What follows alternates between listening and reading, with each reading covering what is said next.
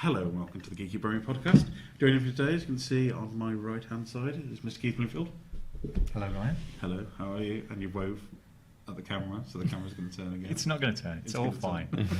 And over on the other side of the room, it's Matt and Leigh. Hello. Hello. How you both doing?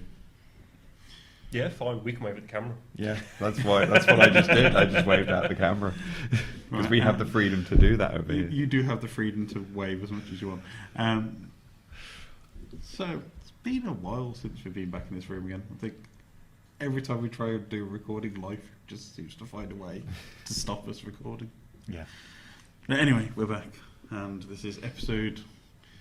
Are we going to say episode 1 or are we going to say episode 0.75? 0.75. Year 6, issue 1. Year 6, issue 1. We're back. So let's start off with you, Leigh. What have you been up to since we last spoke to you?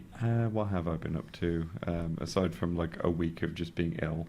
I've been playing through a game that recently released on Xbox Game Pass called Tunic, which is basically like Zelda, like a sort of classic Zelda-y type game, but with a very adorable fox. And it's a really, really good game. It's a lot harder than I expected it to be, because you see it and it's very cute and it's very, very bright and colourful, and then you play it and it just kicks your ass. And you're just like, okay, this is more Souls-like than I expected. It's Elden Ring, but for kids. Yeah, but it's a really good little adventure game, and one of the best things about it is that like the instruction booklet is inside the game, and you have to like find pages of it that sort of reveal things about the game. It's very much like we're just dumping you in the world, and you've got to figure it out as you go. And it's just a really, really enjoyable time. And I played through the whole thing, and in the later stages of it, like some of the puzzles and stuff just get ridiculous, because again, you're having to use this instruction manual as part of puzzle solving, because there's clues to things hidden within it, and it's so well designed, so much. But even if there were definitely bits that made me just go, stop it, why are you like this? There was one particular fight where I was just like, I'm just going to turn on no fail mode because I can't do this.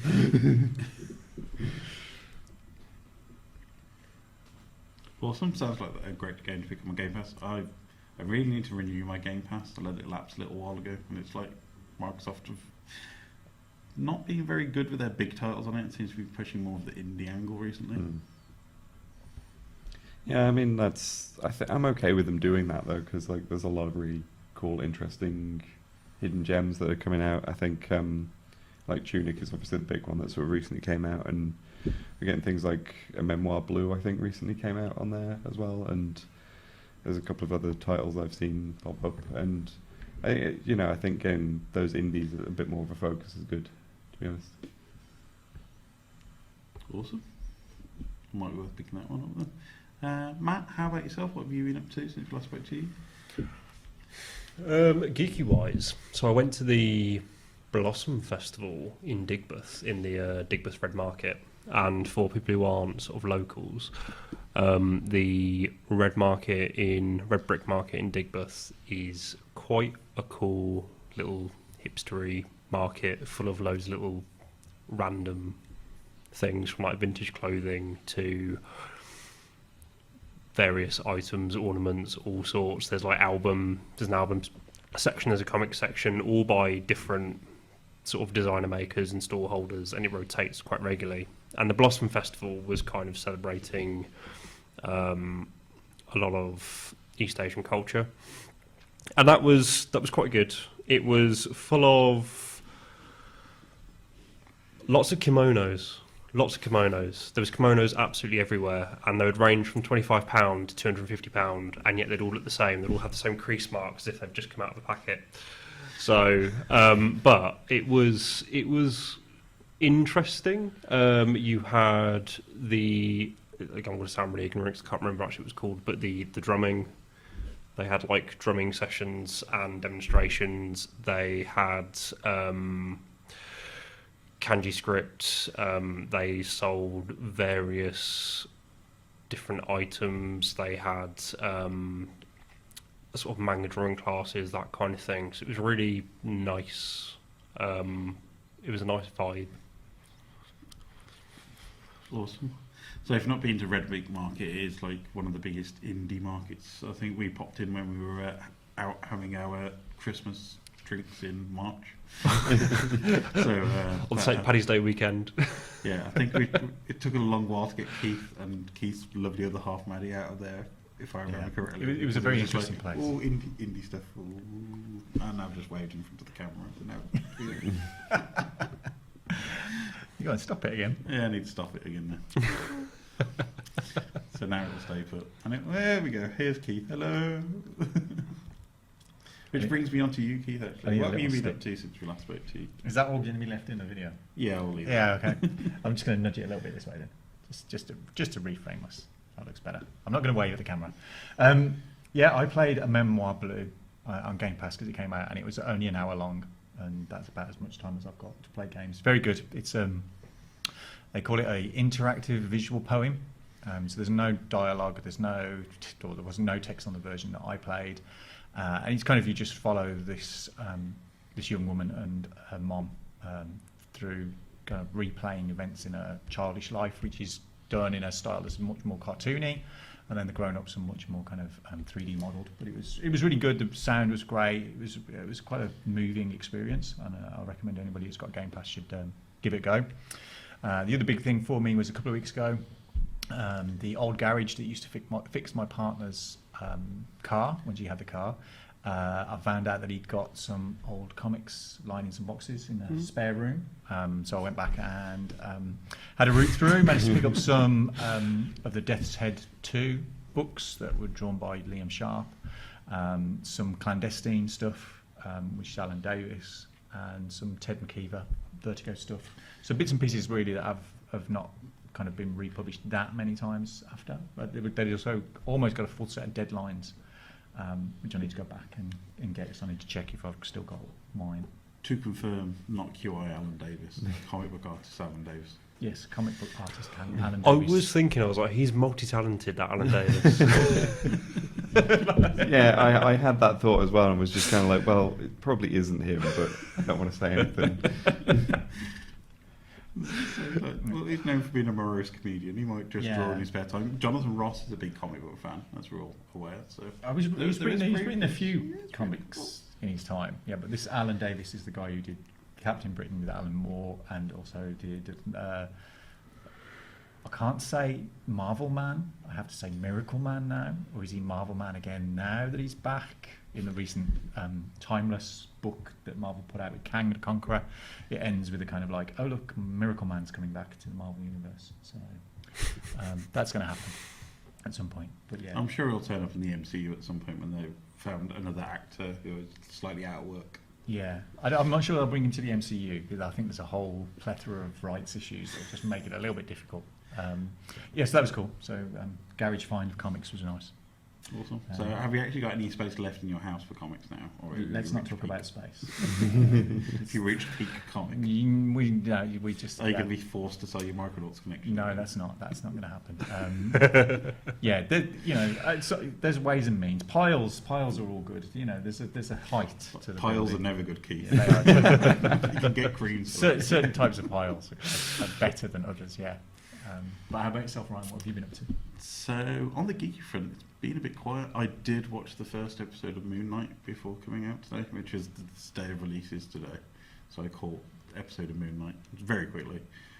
Very interesting. I'm trying to be very hard to be spoiler free now. If you know of the character of Moon Knight, you know he has multiple personalities, and they play on one of his personalities quite a lot in the first episode, and it's kind of just his point of view. Okay. So that's one of Stephen. Stephen is the main focus of episode. It's just one. the Dick Van Dyke He's persona. He's a Cockney Oscar Isaac, yes. Cool. I don't know where Oscar Isaac learned that. It must be Dick Van Dyke who taught him how to do it. English accent. Yeah. But it's very, very good. Very different to other kind of Marvel series that we've seen from Disney so far. They're definitely going more down a darker route, I would say. For the Disney ones, rather than Yes. kind of, okay. But other than that, just been the usual bit of Halo, again, still nowhere near finishing it. Still on Halo 1, wandering around the map like I have dementia.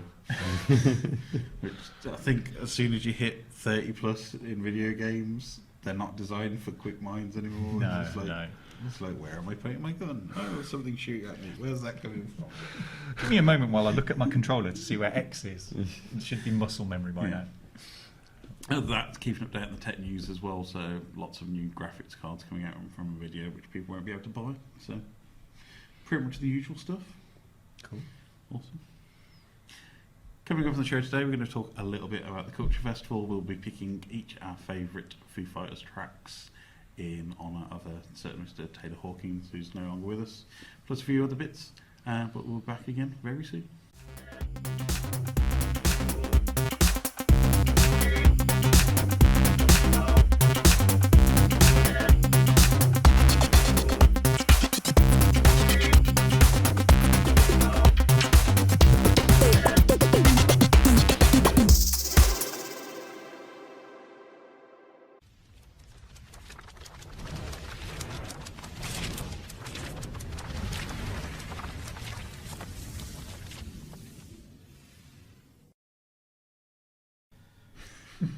Going to take a slightly different approach to Comics Roundup this week, which I haven't done properly since before Christmas.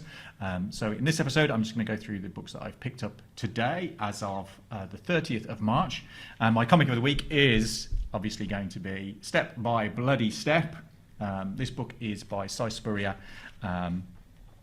Mateus Bergara and Mateus Lopes on colours. First issue kind of didn't get to be comic of the week because it was out at the same time as some other great comics. But the big selling point about this one is the fact that it is told with no understandable dialogue. There is alien languages in here, but just to give you a look at the art that's going on there. This is from Image, so give Step by Bloody Step issue 2 and issue 1 a go if you fancy some really interesting new comics. My next pick is the X-cellent number 2 from Marvel Comics. This is written by Peter Milligan with art by Michael Allred and Laura Allred. This is a continuation of the old Ecstatics comics, kind of shying away from the current Krakoan era that's happening in all the other mutant books. Obviously, this one is a big one for me because it features my boy Dupe, who is possibly the greatest mutant ever known. But if you like good, fun mutant comics, then give the X-cellent a try. Also from Marvel, we have Silver Surfer Rebirth. This is issue 3. This is written by Ron Mars with art by Ron Lim. This is in a similar vein to the Infinity Gauntlet, Infinity Watch books of the kind of late 90s, early 2000s. It's a beautiful looking book. Some great art in there. Obviously, Thanos is part of this big story. One of the big selling points for me is the next issue features the Jack of Hearts on its cover. So I'm quite curious as to how that all works out. But you should definitely be giving the Silver Surfer Rebirth a look if you like kind of 90s retro style comics. And I can't believe the 90s is considered retro now. Next up, I've also got the Immortal X-Men number 1. This is written by Kieran Gillen with art by, I'm going to have to look it up, Lucas Wernick. I knew I was going to get that wrong. This is kicking off the second Krakoan age as sinister things start to happen. So if you missed out on the first age, get on board on the second age. Then we have another one of the excellent Grand Design books. These are books where independent artists, indie loves, take a look at the history of iconic characters. In this one, we have the Hulk monster. This one is by Jim Rugg, and basically it just takes a look through the history of the Hulk character from the perspective of independent artists. And the previous ones which we've had in the past have been fantastic, as I'm expecting this to be a great issue as well. And rounding out this week's books is Unlimited X-Men number 1. This is the first print version of the series that was put out by Jonathan Hickman and Declan Shalvey through the Marvel Unlimited website. So if you haven't had a chance to look at the digital versions, you can have a look at the print version, which is Wolverine rescuing mutants in space. Declan's art is beautiful, very kinetic, looks fantastic. So if you haven't already seen that on Marvel Unlimited, which if you're in the UK you probably haven't, it's definitely worth a pick up. But those are this week's comics picks.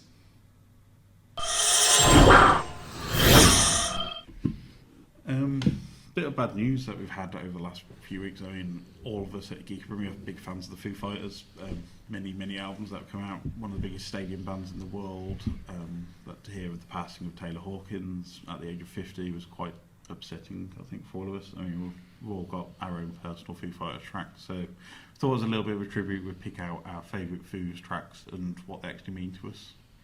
So, Matt, how about yourself? What would be your Foos track of choice? Mine's a little bit generic, but it's Learn to Fly, and it's purely because it's very nostalgic for me, because I remember with my sister, she massively got me into, she's really fundamentally part of my music taste, like developed my music taste, and I just remember when that track came out, just flicking from MTV to Kerrang, back and forth, just constantly watching that song, and so whenever I hear it, it just reminds me of that. And it's a fantastic video. Obviously, it's a really fantastic video. It's Dave Grohl, Jack Black, Kyle Gass. You know, it's everything that early Foos was. You know, so for me, Learn to Fly. Awesome choice. Leigh, how about yourself? I find it really hard to come up with just one particular song, just for the simple fact that the Foo Fighters, I got into them sort of at the exact right time.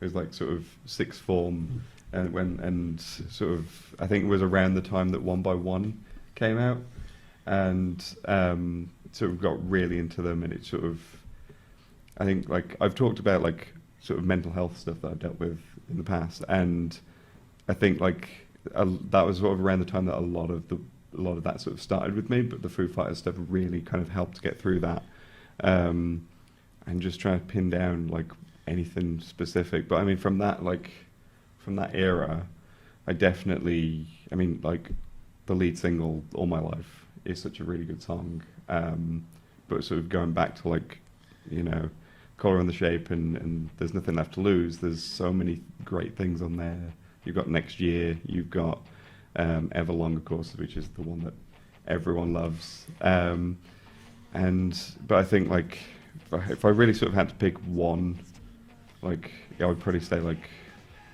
Best of You would probably be sort of, obviously that's a little bit later, but just something about that song just really kind of hit me when it came out, and just absolutely adore that song to this day. It sort of always sort of has a strong emotional reaction for me these days. So awesome, good pick. And Keith, how about yourself?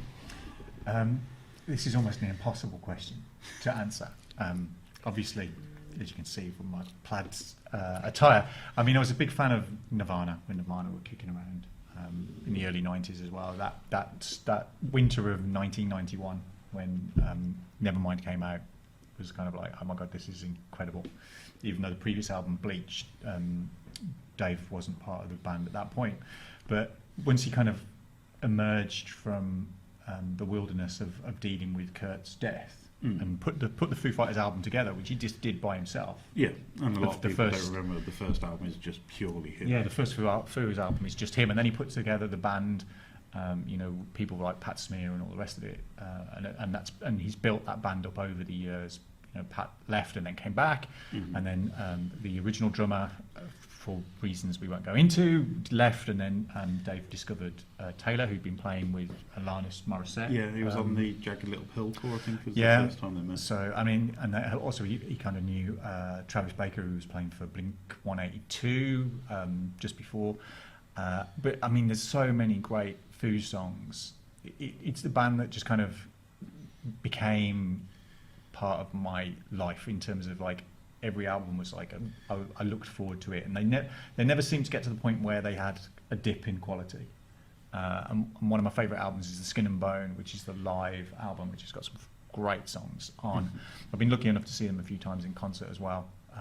Once where I was literally right in front of the stage while they did an acoustic set, which was fantastic.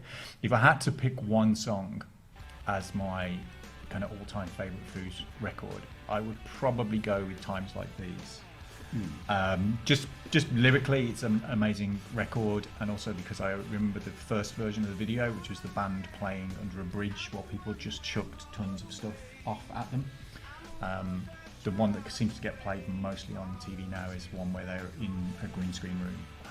But it's just a beautifully lyrical song. It's Dave at his kind of best, where he hits the highs, emotional and musically, and it's a great song. But they continue to keep putting out great material, year after year after year. I think we were last year was 25 years or something with the Foos. Yeah, and I think there's something off every single album that usually comes out, and you're like, well, even if it's not your personal choice, it's always goes down very well. Yeah, I mean, they're definitely what I class as a stadium band, and you can see that they're just they liked to put out albums purely so they could go on tour and interact with their fans. And from been a long while since I went to a Foos gig, but every time it is, Dave and Taylor were both kind of frontmen. They'd swap between each other, and you'd see Dave on the drums and Taylor would take lead and swap around. And it was a band full of multi-talented musicians. It's not like where most bands, one person does one role and that's it.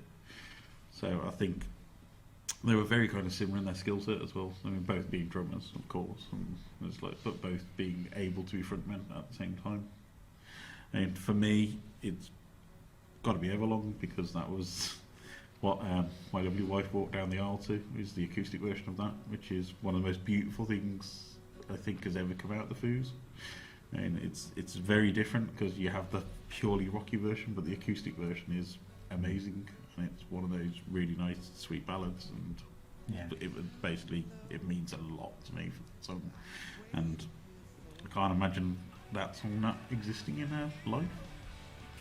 And it just seems to be a shame, because they've cancelled all gigs now, which is completely understandable, but I can't see how Dave's gonna cope again. No. Yeah, I feel like it's probably the end of the Foos as we know it. I don't think they'll come back in the same form. Whether Dave will give up on music altogether, I don't know, but it's a difficult time, and obviously we all kind of send our heartfelt condolences to his family and friends and everybody that knew him, really. Yeah, I mean, the only thing I'd say is what a back catalogue that he's left us with. I mean, there's quite a lot of stuff that they produce that, again, Rock and Roll Hall of Fame kind of level of music, and it's not going to disappear from our lives.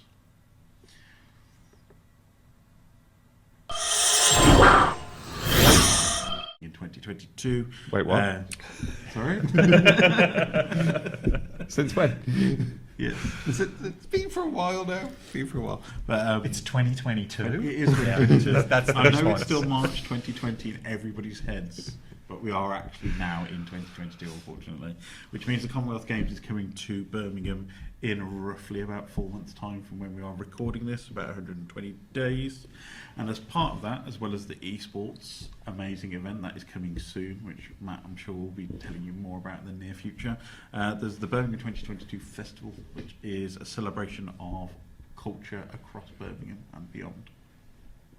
So, luckily enough, a couple of weekends ago, I and Mrs. Geeky Brummie watched Wondrous Stories, which was a dance/music spectacular that they had on in Centenary Square in Birmingham for the celebration of the opening of this culture festival.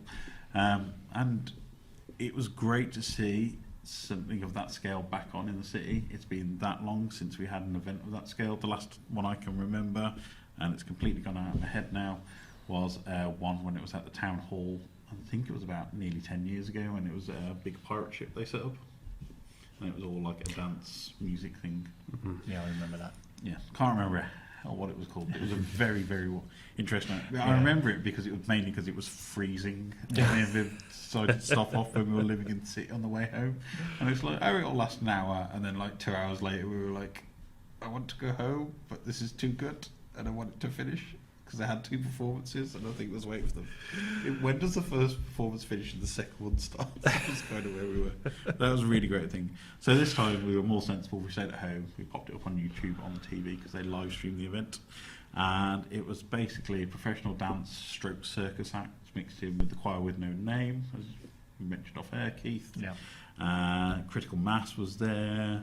Freewheeling, which was a disabled wheelchair users dance group, and it was quite a motion house community as well. So there's just a lot of large scale things going on at once, but they made fantastic use of the space. So you had a big hanging trapeze act just outside the library, fantastic to see, and 4 or 5 aerial acrobatic going on there.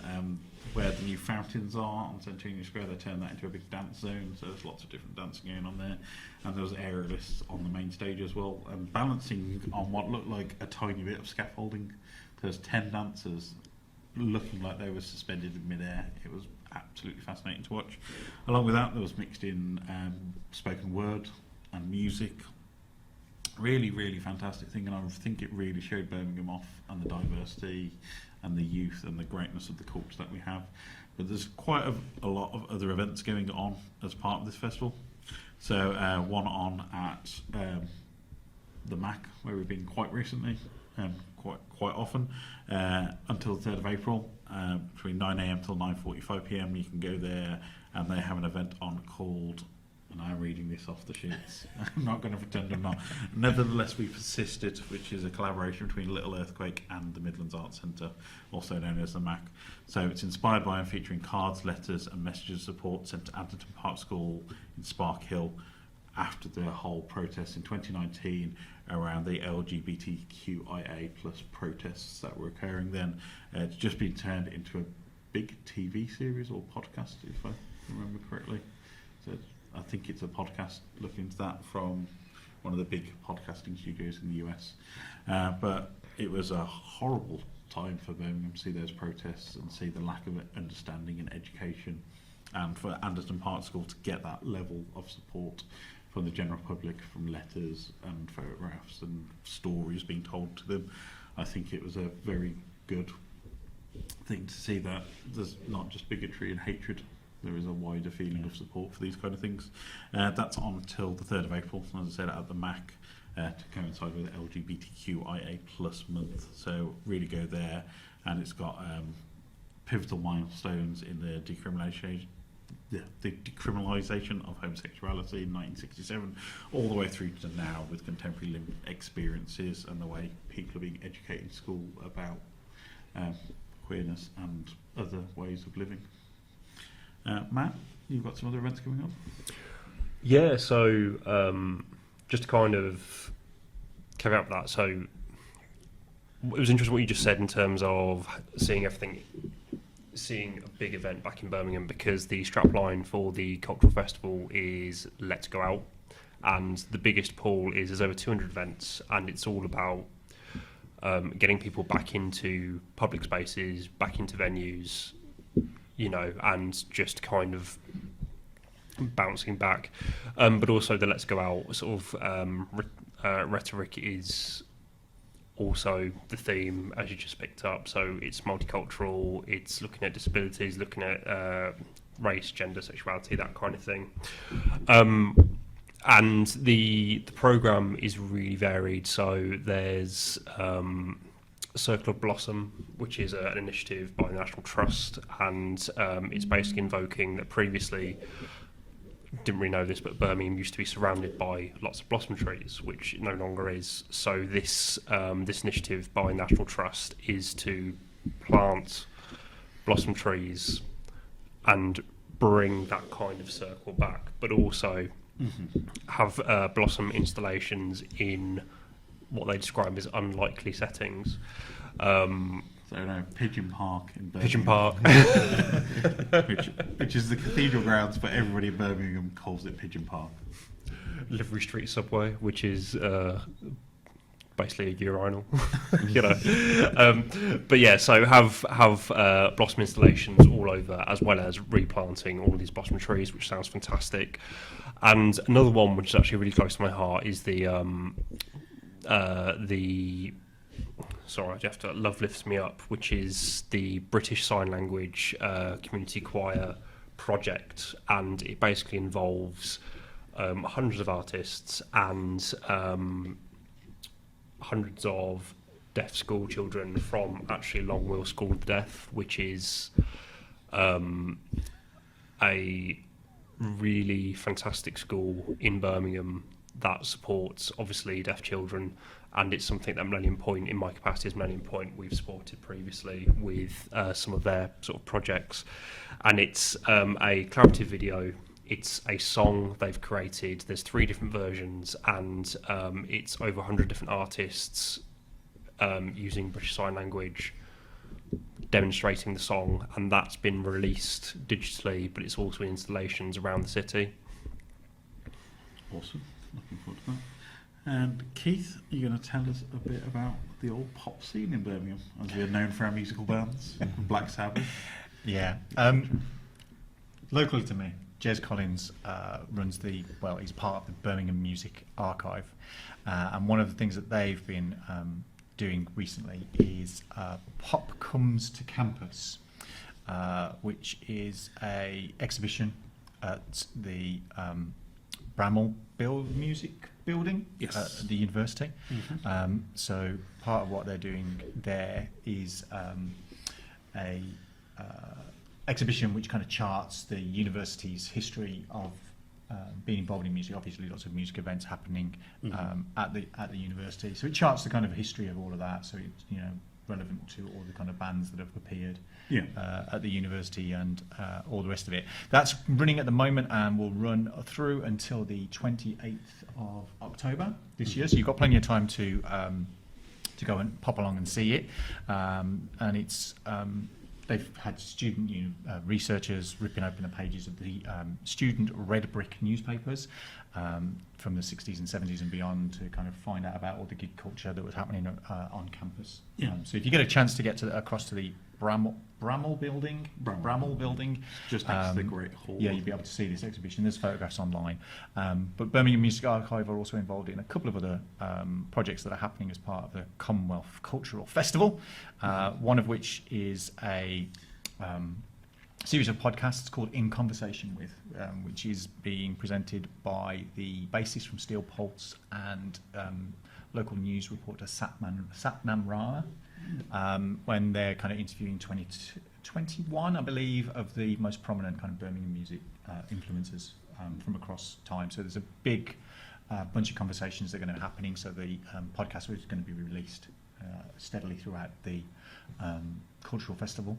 And they've also put together a album which will feature, I believe, 11 songs by kind of West Midlands, Birmingham, Commonwealth artists, including, I believe, UB40, who performed live at the launch event for the cultural festival. But if you kind of want to find out more about all the stuff that Birmingham Music Archive are doing, you can just follow them on various social medias or visit their website, which is birminghammusicarchive.com. Awesome. Thank you, Keith. And Leigh, you've been looking into another event that is occurring in association with Library Birmingham and Birmingham University. Yes, it is From City of Empire to City of Diversity, a visual journey, which is, as you said, University of Birmingham, Library of Birmingham, and also SAMPAD are involved in it as well. It's running until the 18th of June. It is basically a look at sort of the history of diversity within Birmingham. So it's kind of the library kind of pulling stuff out of their archive of showing like life in Birmingham across different sort of cultural groups, and kind of showing like how the city's population has changed over the decades from 1889 up to the present day. And I think this is another thing that's very important for now, especially in the current climate, is immigration is not a new thing. It has been happening for centuries, especially with our country's previous history, to phrase it. Don't know what you mean. Our country's previous history with the empire and the slave trade and all those nasty, horrible things that the British Empire used to get up to. But it's still, I think, very culturally relevant now. We've had that through to Windrush, again, being on the news, unfortunately, recently. And now we have the new wave of immigration. Quite a lot of Ukrainians coming to the city in the current situation. So it's nothing new and it's nothing to be afraid of. And I think this is a bit celebrating that. And this is one of the things I love about events like the Commonwealth Games and the Olympics and those kind of times where we can celebrate being part of global culture, and it's not the Little Englandism anymore. And it's a situation where we can go back and say, right, let's celebrate the good things that came out of our unfortunate history. I mean, the thing is, Birmingham's history in itself is pretty much built on immigration. You know, we've got things like the Balti Triangle. We've got like a history of reggae, and these aren't things that just emerged out of Britain. A lot of this came from immigrants who came over and kind of combined their culture with our culture and create something new. And to sort of, it's great to celebrate that sort of thing. Mm-hmm.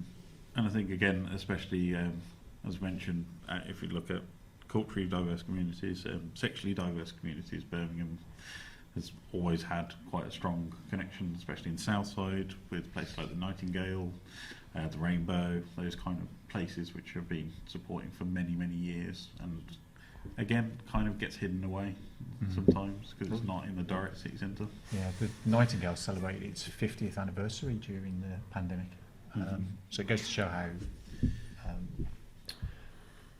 much of a part of the city it is. Yeah, there's actually a project called Nightingale 50, which is a collection of it's a oral history of the Nightingale, basically, and various people's and various different perspectives and stories about the Nightingale and its prevalence in creating the queer community in the Midlands. So yeah, it's really fascinating. I'd definitely say check it out. But I think the Commonwealth Games, whatever people think about it, the cultural festival is it's a fantastic opportunity, I think, for Birmingham and Brummies as well to really shout about why Birmingham's a great place, because it's no secret Birmingham has a very weird brand issue. Like, we can all say why we like Birmingham, but until you're actually here, you don't really get it.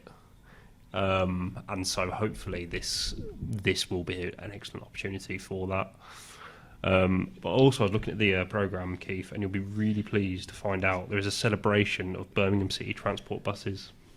I don't know how to respond to that. What's going to happen is that event will turn up at least 3 weeks delayed, but they'll have 3 events at once arrive. I can imagine a celebration of the buses is great, because as vehicles they have been, you know, a part of the fabric of Birmingham, and the colours, the corporation colours, are still something that everybody remembers. So I think the buses themselves is great, and I'm assuming the buses will be stationary, which is how most of us experience our buses. So they'll just be sitting there, and as long as they say, "Oh, sorry, not in service" on the front, although they've dropped You'll the sorry. feel right at home, Yeah. I noticed recently, and it was something that I didn't really get a response from, is why have you dropped the sorry, not in service? So I used to run a blogspot site that was called "Sorry, Not in Service," just to take note of that. But they don't say sorry anymore; they just say "not in service." So it's very passive aggressive. It's a completely different service now. You can charge your phone whilst on the bus. It's revolutionary. They've moved into the 20th century. You have to charge your phone up because you're on it for so long, trying to get the 40-minute trip from Brierley Hill to Dudley or wherever it is you're trying to get to.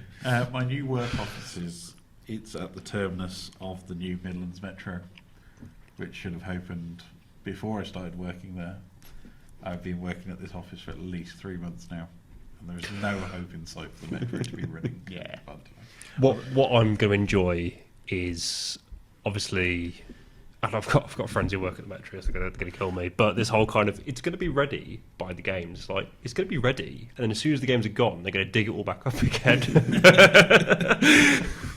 It's like just running. It's fine. It's fine. I like the way you say they're going to be ready for the games. They don't say which games. They just say for the games. Yeah, it's going to be ready for the games. Are these are Hunger Games that they're going to be ready for? It'd be for the LA Olympics.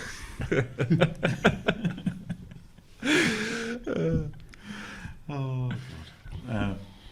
Yeah. Yes. But anyway, And there's a fantastic range of cultural events going alongside the non-working Metro. And I checked my notes. And the podcast, the Birmingham Music Archive podcast, is actually called On Record. And it's in conversation with, and because obviously my post-COVID adult mind is just confusing all of those things. But if you search for it, it's going to be on record, which is what the whole kind of program is called for that part of their activities.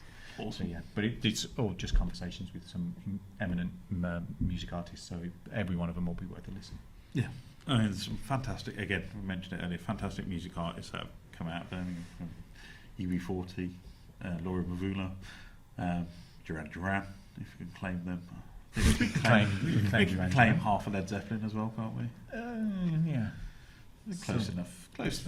Yeah, it's Midlands bands. ELO, Yep. Moody The Blues, Blues. yeah, all of those. I have a fun story about like Led Zeppelin in the sense that like when I worked briefly for Redditch Council, there was a whole initiative going on trying to like convince young people of why they should be proud to live in Redditch, and they kept going on about things like the amount of trees it had, or the 4-leaf clover road system, and I was just like, John Bodnam is right there, and you're not touching that at all. One of the most famous musicians of all time. Yeah. Is from Redditch. As was Kevin Turvey, so it's all going well for Redditch. This is a slight segue, but just going on councils trying to come up with promotional pieces. There is actually, in the 80s, Northampton City Council released a pop song called Energy in Northampton. And it was, I implore all of you to go on YouTube and search Energy in Northampton. And it's horrific, and it's all about aliens crash landing on Earth, finding Northampton, and I think it's the best place to live. And I thought you were about to say like just destroying the Earth. and it was produced by like they're all like 70-year-old white men in business suits being like, yes, pop song, we're going to do a pop song, and it's honestly popular music. So this is where I was hoping you'd say that like music. Trevor Horn came in or something, and somehow they managed to get him. And that's just what that reminded me of, and honestly it's the best thing ever. It's so good. I wonder if it's as good as the song they made for the indoor market in Birmingham. Nothing can beat the indoor market song. where they were singing. I think I'm going to insert a little snippet of the indoor market song, and I will find your Northampton song. I will link it to you. Yeah, you're all going to love us for these monumental pieces of music. But, other than that, there is a fantastic range of cultural events going on in the city That are actually good. that are really good and show about how amazing Birmingham is. And like, we don't speak about how amazing Birmingham is. Yeah, but it's a good excuse with the games being the sports side of the thing for actually kind of like bigging up all of the cultural side of Birmingham and the wider West Midlands. Yeah, and if you're not visiting, or if you are visiting for the Commonwealth Games and you haven't got events every single day, there's some great stuff to go around. I mean, there's also great places you can go, like AQ64, or Chance Encounters, or Wayland's Forge, or Bad Kitty, many geeky, entertaining places. Yeah. And don't forget to go to Nostalgia Comics /Worlds Apart at least once on your visit here to visit the UK's oldest comic book shop. Yes, where you can grab your 3 for 2. That's the wrong way round. 3, yeah, Yeah, 2 three for for 3 2, for 2. man. 2 for 3. They've been two. running that 2 for deal 3. since Yeah. I was a child. It's 3 for 2 on manga. It's too much pressure. But yeah, it's a fantastic city. Come enjoy the sights. Come see BMAX, Yes. Think Tank. And Anthony Gormley's Iron Man is now back Yes. in Victoria Square, where he belongs, after far too long hidden away from us. So I'm very pleased that sculpture's back in place. So go and touch the Iron Man. A big rusty thing Yeah. stuck in the middle of the city. It's great. He's beautiful. It's a lovely piece of artwork. You never know, they might get the floozy and the jacuzzi working by then as well. Well, that's the plan. Wasn't she working for a little bit and then she broke again? Was she? I swear I saw water in there. Sure, that wasn't just rain. Maybe. Like, I'm pretty sure. I swear someone told me she was fixed again. Because they removed. I swear took they all the removed plants out, They took all the didn't plants It's out. it's yeah. all surrounded by scaffolding and bollards at the moment, so okay. it may come back at some point. And 3 men standing watching another man do some work. It's probably construction runoff that you saw in there. Just burst a pipe somewhere, and that's what it was. Seven Trent are working in your area. We've gotten quite far away from the cultural festival at this point. To return to the cultural festival. Good stuff going on. Yeah. We'll put links in the show description and on the Geeky There's Brummie plenty website. going on. Everything for everybody. Yep. Go check it out. It's really cool. It's good fun stuff.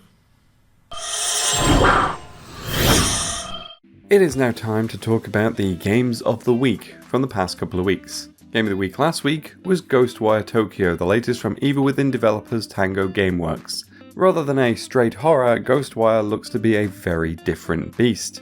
Set in a spooky version of Tokyo where everyone has disappeared and been replaced by ghosts, you play as a young man trying to save his sister and find out what happened. But unlike other spooky games, you are armed to the teeth with magic powers and can seemingly kung fu the supernatural enemies into laser beams and fireballs. Not quite the game I imagined it to be when it was first revealed, but still absolutely up my street. It's got over-the-top character action and a spook-filled Tokyo, so of course it is.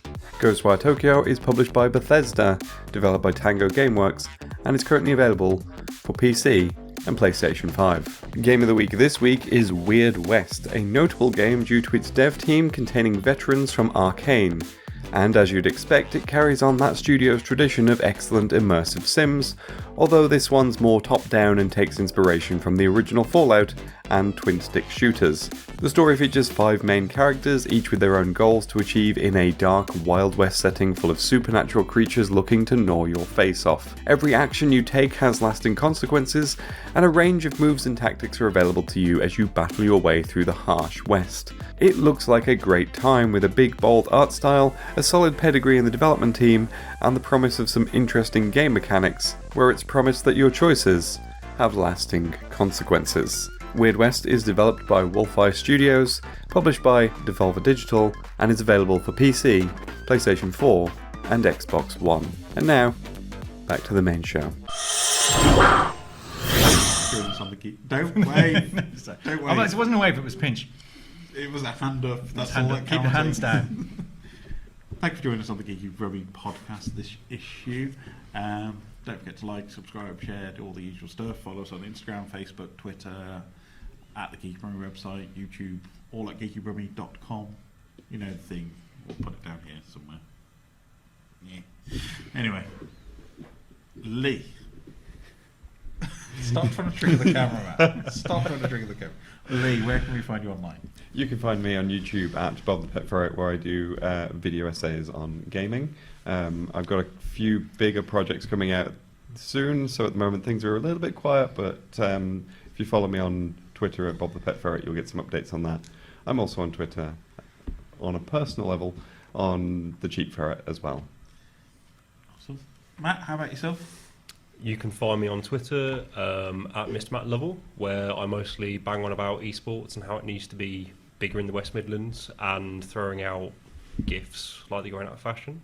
You can find me on Instagram at matchstick_Matt, where it's mostly just selfies, to be honest. And those thirst traps. all those thirst traps, all those hashtag gays, Insta gays. And you can find me on the Geeky Brummie website, where I do a esports roundup, and it is coming back. And Keith, how about yourself? You can find me regularly on a Wednesday on the Geeky Brummie Twitter and website, shilling all the latest comics. But if you're interested in following my retweets of the stuff that I do on a Wednesday for Geeky Brummie, you can find me on Twitter at hardluck_hotel and at hardluck Hotel without the underscore on Instagram. I've got some stuff on YouTube as well, which is Hard Luck Hotel Films. But yeah, just give us a follow, share, like, subscribe, all the rest of them. Awesome. Yourself, Ryan? You can find me at Ryan Parrish on Twitter, which is just, again, Wordle. I found Flagdall today, which is, it throws up a random flag of a country or province. You're going to try and work out what the flag is. Yeah, just Google it. Yeah, there's Yeah. Hurdle as well. There's Juro Tridecorder, which my sister sent me, which is 32 words. 32 words in 37 guesses. Gets intense. That sounds intense. It's just, where was this explosion of dull apps come from? It's because you're all stuck on a bus in traffic and you've got nothing else to do with your time. Yes, and you can find me at Birmingham mainly because MasterChef's back on, and which it basically means I can insult Greg Wallace using the power of GIFs on Twitter. Which is just pretty much what I use it for. And John Turturro should not be allowed to use the word pasta in any kind of modern sense of language. It's not pusta, which is what pusta. It's just, I thought Nigella microwave was going to be the ultimate bad food word. But John keeps trying to push the envelope, I think. Yeah, it's like changing IKEA to IKEA. But now BBC have stolen Gordon Ramsay back from Channel 4. He's going to pop up later in the series. So I'm just going to love watching him throw someone's fondant across the room very angry. Nice. But other than that, as a Geeky Brummie, Tech Roundup will also be returning very soon. And apologies, because I'm not doing one of those for a while.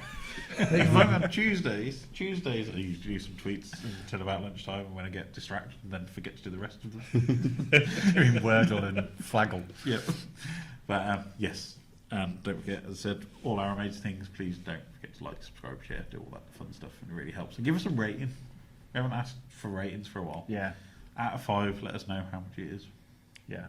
It's obviously going to be 5. Yeah. But, you know, any numbers. I mean, 4.5 is reasonable. We can Yeah. live with the 4.5 out of 5. I don't know, yeah. You No, don't no. like ratings. What? You said you didn't like ratings. No, I don't like us giving ratings. I like people to give us ratings. Oh, you think it's engagement. It's engagement. I mean, they could give us a 1 stars. It's engagement. Yeah, we just want to feed the algorithm, don't we? Feed the just algorithm give so us it can likes. bump us a little. Just, we don't even have to read his stuff or listen to it. Just put it on in the background. It's fine. Just get your cousins and your aunties. Just play it to your toddlers. They don't know. Just subscribe at every single person's device in your neighbourhood to Geeky Brummie.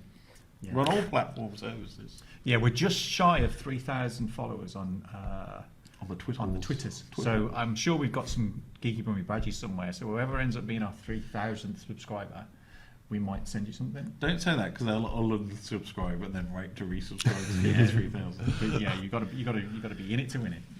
And Keith will hand deliver it to you. Yeah, it may take a while because I'll be coming on the bus. Keith will personally pin it on you like you're getting a nightclub.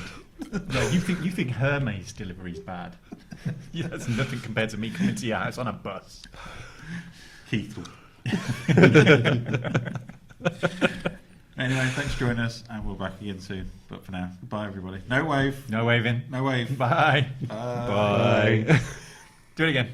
Can we wave? Yeah, you can wave. Bye. You do all the waving.